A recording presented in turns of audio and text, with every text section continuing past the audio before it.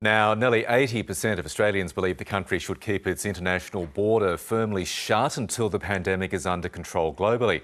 That's according to one of the country's largest social science initiatives, the Australia Talks National Survey. It kicks off this week. 60,000 people were surveyed, and the results will inspire a month of conversations and coverage on the ABC about issues that matter to all Australians.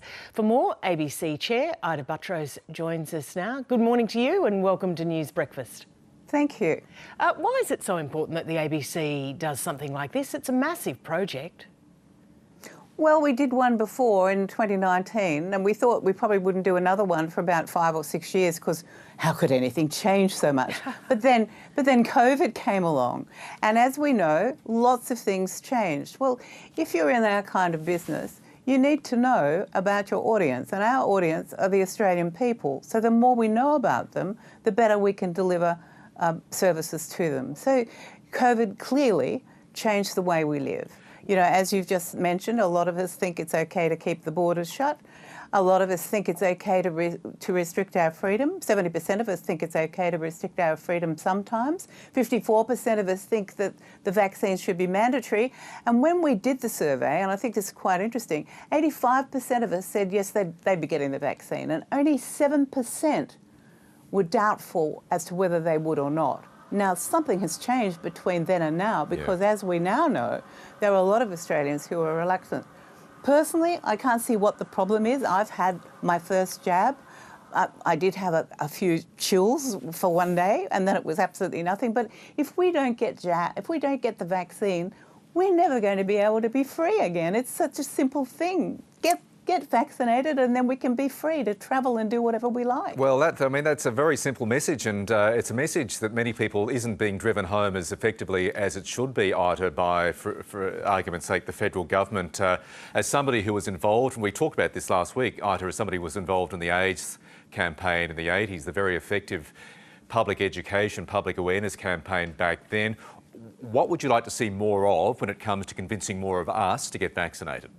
Well, I don't think the government needs me to tell it how to do its job. I'm sure they're busy doing the very best they can. However, as your previous caller said, you know, we've got, you know, just do away with everything and just offer the carrot. The carrot is the vaccine. Yeah.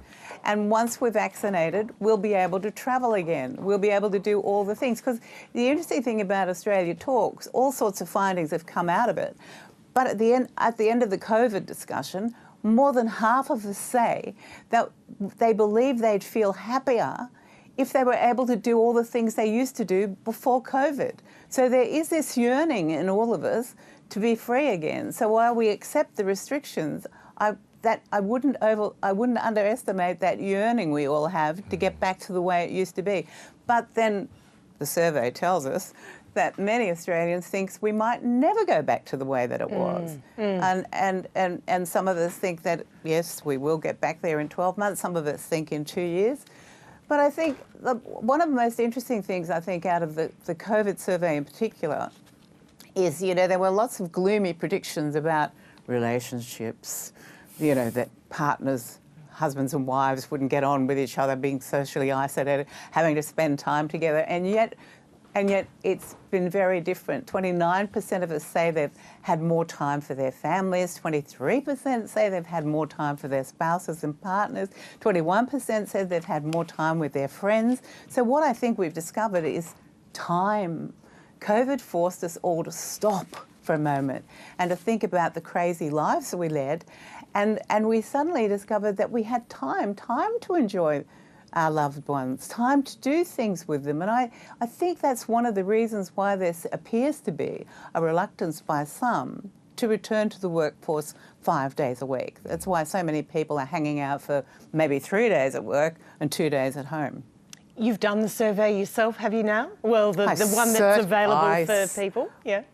Yes, I certainly have. I've certainly done it. Where did you stand? Well, as you know, we're rolling out all the questions over the next 4 weeks, and you know, I'm not going to preempt all the things we've got planned because it takes away the element of surprise. But I was in agreement with many Australians, and I was particularly in agreement, I'll tell you one, about racism in sport.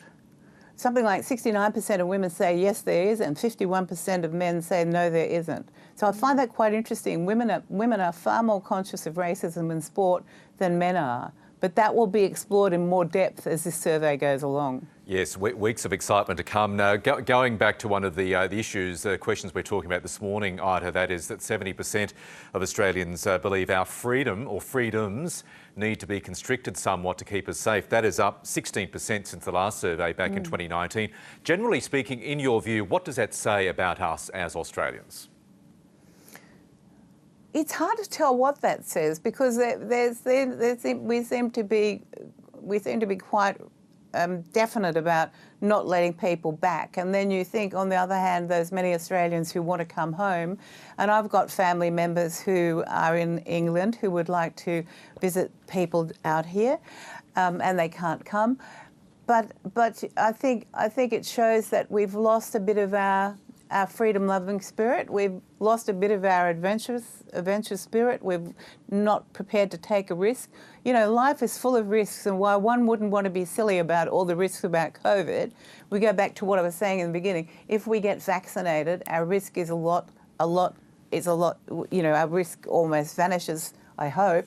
And it appears you can still get the virus, even if you have been vaccinated, but you don't get ill, you don't go to hospital, and it won't kill you. So, I mean, that's got to be a plus. I mean, I'm having the regular flu injection this week, and I think I'm more nervous of that than I am of COVID because I'm thinking, oh gosh, I hope I don't get the flu.